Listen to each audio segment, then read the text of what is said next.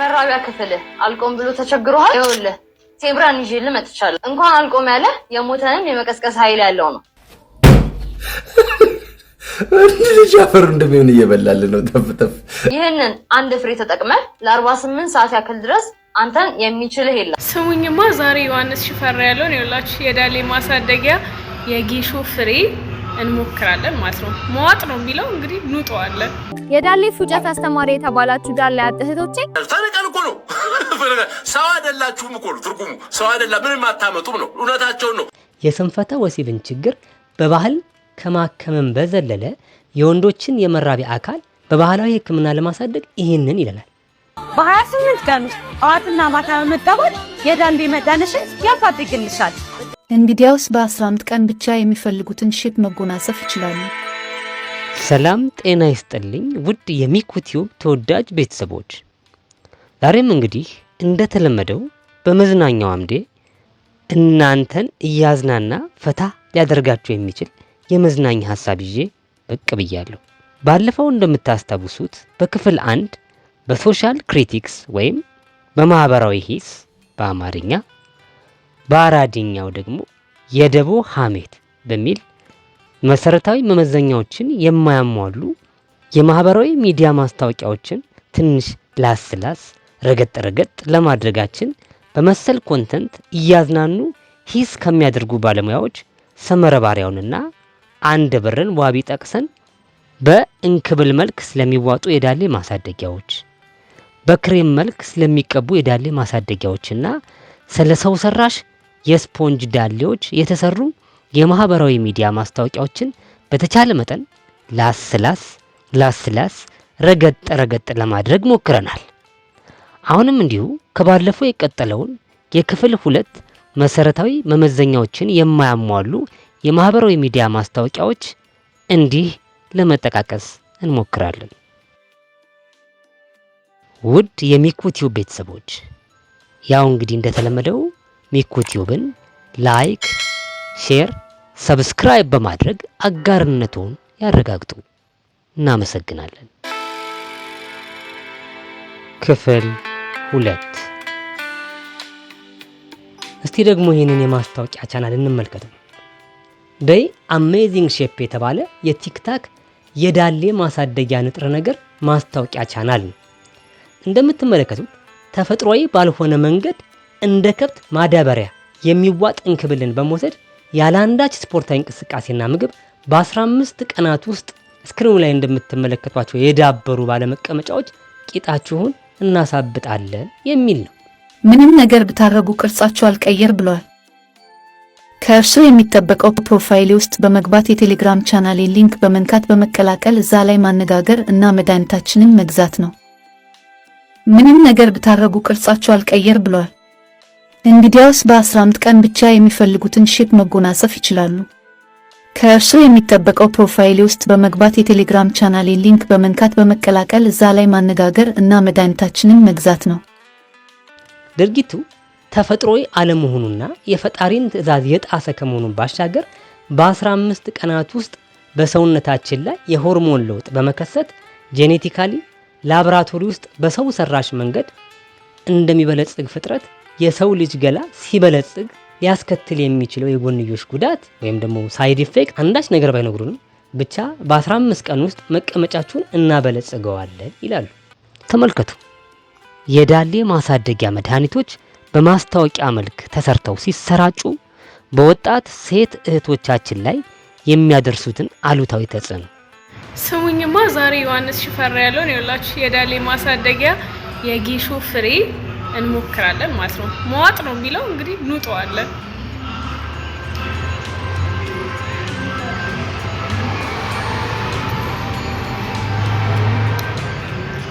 እንግዲህ በቀን 5 ፍሬ ነው የሚለው። እግዚአብሔር ልፋትሽን አይቶ ይርዳሽ በሉኝ። ደግሞ ልፋትሽን አይቶ እግዚአብሔር ይርዳሽ በሉኝ ትላለች። ሀገር እንደ ከበሮ ተወጠራ እንደ ጅማት ከርከራ እግዚኦ ማለት ሲገባን ታየኝ እኮ ያንቺን ዳሌ እንዲያሳብጥ እግዚአብሔር ልፋትሽን አይቶ ዳሌሽን ያሳብጥልሽ ብለን ስንጸልይ፣ ኧረ ተው ወዴት እየሄድን ነው? እጅግ በጣም ያሳሰበን ጉዳይ የሷ መቀመጫ ማበጥና አለማበጡ ስለሆነ ለዛ ደግሞ ጀለዚ አፍተርና ቢፎር ስለተዘጋጀልን ብዙ ስጋት አይግባችሁ። ሰሙኝማ ትላንትና የጌሾ ፍሬ ምናምን ማዋጥ ብዬ በሰሩት ቪዲዮ አንዷ በ20 ቀን ነው የኔ ያደገልኝ ምናምን አለች። ለማንኛውም አብረን እንውጣለን።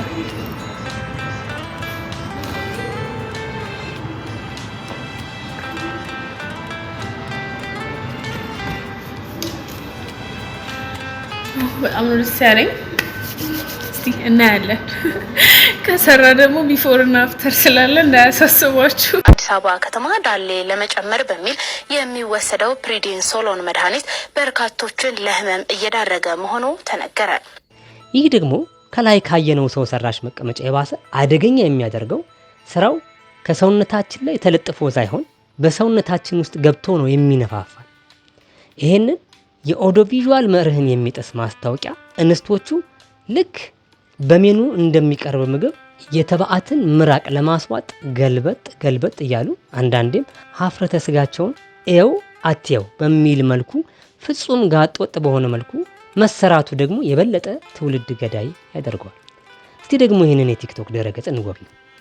ይሄም ያው እንደተለመደው አይነት የዳሌ ማሳበጫ ማስታወቂያ ቻናል ሲሆን ልዩነቱ እንክብል በመዋጥ ሳይሆን ክሬም በመቀባት። ማስታወቂያው ሲጀምር የወንድ ልጅ ኪሱን የሴት ልጅ ደግሞ ዳሌዋን ማሳደግ ይኖርባታል። ማሳበጥ ወይስ ማሳደግ እንጃ ብቻ። ወንድ ልጅ ኪሱን ሴት ልጅ ደግሞ ዳሌዋን ካሳበጡ ፈላጊያቸው ብዙ ነው በሚል መርህ ለእንስቶቻችን ብዙ ክሊፕ አምጥተናል። የዶክተር ራሽን ድንቅ ጥበብ የሆነው ይህ ሎሽን በ28 ቀን ውስጥ ጠዋትና ማታ በመቀባት የዳሌ መዳንሽን ያፋጥግልሻል። የተፈጥሮ ውጤት በመሆኑ ሳይድ ኢፌክት የለውም። ኦሪጂናል ምርቱን ለማዘዝ በ0938 000006 ይደውሉ። አዲስ አበባ ውስጥ ከሆነ በነፃ እናደርሳለን። ክፍለ ሀገር ከሆነ በትራንስፖርት እንልካለን። ፎሎና ላይክ እንዳይረሳ። ይህ ውቢት የተሰኘ የቲክቶክ ፕላትፎርም የመቀመጫ ማሳደጊያ ማስታወቂያ ቻናል ደግሞ እንዲህ አይነት ሴቶችን ዲስሪስፔክት የሚያደርግና ተፈጥሮን አምኖ ባለመቀበል በራስ መተማመንን በማሳጣት የሚነግድ የንግድ አይነት ነው። እንግዲህ እዚህ ጋር የማስታወቂያው ሆስት የሆነችው ሲላት የዳሌ ፉጨት አስተማሪ ሲላት የሀብታም ግቢ የሚያክል መቀመጫ ይናፈቀሽ እያለች በመቀመጫቸው እንዳይተማመኑ የሚያደርግ ስድብ እየተሳደበች ሳይቀር እንድትገዛ ነው የምታስገድደው። የዳሌ ፉጨት አስተማሪ የተባላችሁ ዳሌ እህቶቼ አሪፍ ፕሮዳክት አመጣውላችሁ። ዶክተር ራሼል ሂፕ ሊፍት ይባላል። በቀን 2 የጧትና ማታ በመቀባት ብቻ በ28 ቀን ውስጥ ዳሌን ያሳድጋል። ምንም አይነት ሳይድ ኢፌክት ስለሌለው ምርቱን ተመራጭ ያደርገዋል። ለማዘዝ በ0938 000006 ላይ በመደወል ያላችሁበት ድረስ በነፃ እናደርሳለን። ላይክ እና ፎሎ እንዳይረሳ። በጣም የሚገርመው ፕሮዳክቱ ምንም አይነት ሳይድ ኢፌክት እንደሌለው አፏን ሞልታ ትናገራለች። ለመሆኑ እንዲህ አይነቱ መድኃኒት የሀገሪቱን የመድኃኒት አስተዳደርና ቁጥጥር ባለስልጣን ስርዓት እንዴት አልፎ እንደመጣ እግዚአብሔር ይወቀው። እስቲ ደግሞ አሁን የሴቶቹን ብዙ ስላየን ለወንዶቹ የተሰራ የማህበራዊ ሚዲያ የኦዲዮ ቪዥዋልን መርህ የሚጥስ ማስታወቂያ ላስቃኛችሁ። ይህ ማስታወቂያ የባህላዊ ሕክምና ማስታወቂያ አይነት ሲሆን የስንፈተ ወሲብን ችግር በባህል ከማከመም በዘለለ የወንዶችን የመራቢያ አካል በባህላዊ ሕክምና ለማሳደግ ይሄንን ይለናል።